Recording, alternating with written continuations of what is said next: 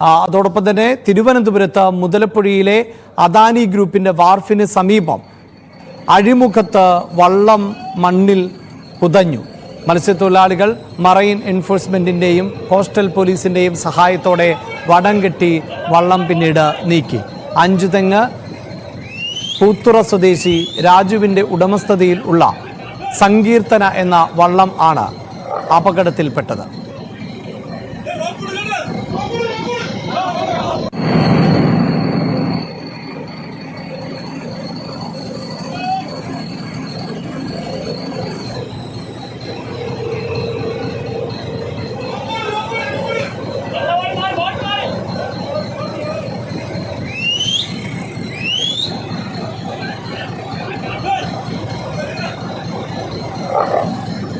സംസ്ഥാനത്തിന്റെ വിവിധ ഭാഗങ്ങളിൽ നിന്ന് ഇത്തരത്തിലുള്ള ദൃശ്യങ്ങൾ ആണ് നമുക്കിപ്പോൾ കാണാൻ സാധിക്കുന്നത്. പ്രത്യേകിച്ച് തീര മേഖലകളിൽ ഒക്കെ കനത്ത ജാഗ്രതാ നിർദ്ദേശം നൽകിയിട്ടുണ്ട്. മത്സ്യബന്ധനത്തിന് വിലക്ക് ഏർപ്പെടുത്തിയ സാഹചര്യമുണ്ട്.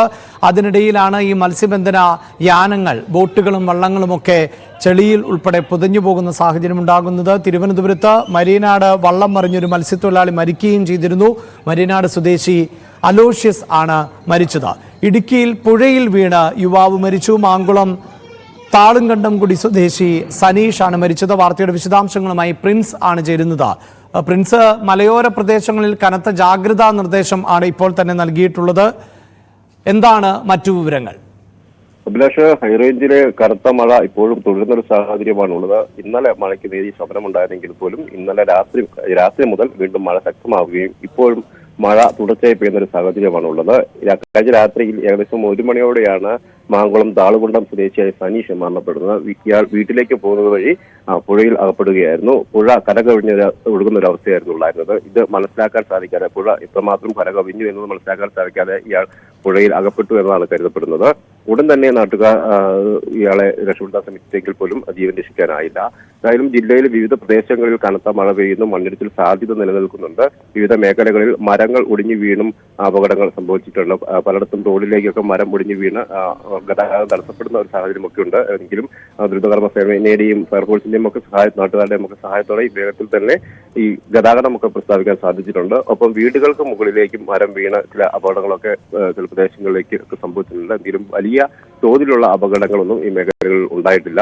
എന്നാലും ജില്ലയിൽ കനത്ത ഒരു ജാഗ്രത നിലനിൽക്കുന്നുണ്ട്. രാത്രികാല യാത്രയ്ക്ക് ഹൈറേഞ്ചിൽ നിരോധനമുണ്ട്. ഒപ്പം ഗ്യാപ്പ് റോഡിലൂടെയുള്ള പകൽ യാത്രയ്ക്കും നിരോധനം ഏർപ്പെടുത്തിയിട്ടുണ്ട്. വിനോദസഞ്ചാരികൾക്ക് വിലക്ക് ഏർപ്പെടുത്തിയിട്ടുണ്ട്. പ്രത്യേകിച്ചും കാറ്റ് കൂടുതലുള്ള പ്രദേശങ്ങളിലും പുഴയോരത്തും വെള്ളച്ചാട്ടങ്ങളിലേക്കൊക്കെ പോകുന്ന നിർദ്ദേശം നൽകിയിട്ടുണ്ട്. മഴയ്ക്കൊപ്പം അതിശക്തമായ കാറ്റാണ് വീശുന്നത്. പ്രത്യേകിച്ചും തമിഴ്നാട് അതിർത്തി മേഖലയിൽ കാറ്റ് കൂടുതലുള്ള പ്രദേശങ്ങളിൽ അതിശക്തമായ കാറ്റ് വീശുന്നുണ്ട്. ഇത് മരങ്ങൾ കടപുഴകുന്നതിനൊക്കെ സാഹചര്യം ഉണ്ടാകും. അതുകൊണ്ട് തന്നെ നാട്ടുകാരോടും വിനോദസഞ്ചാരികളോടും ഒക്കെ ജാഗ്രത പുലർത്തണമെന്ന് ആവശ്യപ്പെടുന്നു. പ്രത്യേകിച്ചും വിനോദസഞ്ചാര മേഖലകളിലൊക്കെ വിലക്കും ഏർപ്പെടുത്തിയിട്ടുണ്ട്. അതോടൊപ്പം തന്നെ വിവിധ ജീപ്പ് സഫാരി അടക്കമുള്ള ടൂറിസം ആക്ടിവിറ്റികൾക്കൊക്കെ വിലക്ക് ഏർപ്പെടുത്തിയിരിക്കുന്നു. അതിൽ ശക്തമായ ഒരു നിരീക്ഷണമാണ് ജില്ലയിൽ നടത്തുന്നത്. പ്രത്യേകിച്ചും പുഴയിലൊക്കെ വലിയ തോതിൽ വെള്ളം ഉയർന്നിരിക്കുന്നു. ഡാമുകളിലേക്ക് ജലനിരപ്പ് വർദ്ധിച്ച സാഹചര്യമുണ്ട്. ചെറുകിട അണക്കെട്ടുകളിലെല്ലാം പരമാവധി സംഭരണ ശേഷിയിലേക്ക് എത്തുന്ന ഒരവസ്ഥയാണുള്ളത്. കല്ലാർകുട്ടി, മലങ്കര ഡാമുകളിൽ നിന്ന് വെള്ളം പുറത്തേക്ക് എടുക്കുന്നുണ്ട്. കല്ലാർ, ഇരട്ടയാർ, പാമ്പള ഡാമുകളും ഒക്കെ പരമാവധി സംഭരണ ശേഷിയിലാണ്. അതുകൊണ്ട് തന്നെ മറ്റു ഡാമുകളും ചെറുകിട ഡാമുകളും അതിലും വെള്ളം ഉയരുന്ന സാഹചര്യമുണ്ട്. പൊന്മുടി, ചെങ്കുളം തുടങ്ങിയ അണക്കെട്ടുകളിലൊക്കെ വലിയ തോതിൽ വെള്ളം ഒഴുകിയെത്തുന്നുണ്ട്.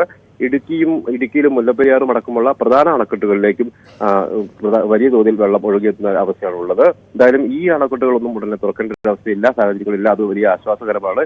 എങ്കിൽ മറ്റു ചെറുകിട അണക്കെട്ടുകൾ, കല്ലാർകുട്ടി, കല്ലാറ്, ഇരട്ടയാർ തുടങ്ങിയ അണക്കെട്ടുകളിൽ വലിയ തോതിൽ വെള്ളം എത്തുന്നുണ്ട്. അഭിലാഷ്, ഇതാണ് ഇടുക്കിയിൽ നിന്നുള്ള വിശദാംശങ്ങൾ. ഇടുക്കിയിൽ നിന്ന് പ്രിൻസ് ആണ് വാർത്തയുടെ വിവരങ്ങൾ പങ്കുവച്ചത്. അവിടെ പുഴയിൽ വീണ യുവാവാണ് മരിച്ചത്. പ്രിൻസ് നൽകുന്ന റിപ്പോർട്ടുകൾ അനുസരിച്ച് ഈ പുഴയിലെ ജലനിരപ്പ് ഇത്രയധികം ഉയർന്നു എന്നത് ആ യുവാവിന് മനസ്സിലാക്കാൻ സാധിച്ചില്ല എന്നുള്ളതാണ്. പ്രേക്ഷകരും ഏറ്റവും ശ്രദ്ധിക്കേണ്ടത് ഈ മഴക്കാലത്ത് കഴിയുന്നത്ര യാത്രകൾ ഒഴിവാക്കുക തന്നെ വേണം. അത്യാവശ്യ കാര്യങ്ങൾക്ക് മാത്രമേ യാത്രകൾ പാടുള്ളൂ എന്നുള്ളതാണ്. വിനോദസഞ്ചാര കേന്ദ്രങ്ങളെല്ലാം തന്നെ അടച്ചിട്ടുള്ള സാഹചര്യം ആണുള്ളത്. പല ആളുകളും ഈ വിനോദസഞ്ചാരത്തിനായി തെരഞ്ഞെടുക്കുന്ന സമയം സമയമാണിത്. ഹോട്ടലുകളും മറ്റുമൊക്കെ ബുക്ക് ചെയ്തിട്ടുള്ള പണം മുടക്കിയിട്ടുള്ള ഒരു സാഹചര്യമുണ്ട്. അതുകൊണ്ട് പണം കൊടുത്തതല്ലേ എങ്കിൽ പിന്നെ യാത്ര ഒഴിവാക്കേണ്ടതില്ല എന്നൊക്കെ കരുതി വിനോദസഞ്ചാര കേന്ദ്രങ്ങളിലേക്ക് പുറപ്പെടുന്നവർ ഒക്കെ നിരവധിയാണ്. അവർ അത്തരം യാത്രകൾ ഒഴിവാക്കുകയാണ് വേണ്ടത്. അതോടൊപ്പം തന്നെ മത്സ്യബന്ധനത്തിന് പോകുന്ന മത്സ്യത്തൊഴിലാളികൾക്ക് ജാഗ്രതാ നിർദ്ദേശമുണ്ട്. അതോടൊപ്പം തന്നെ ഈ ചെറുകിട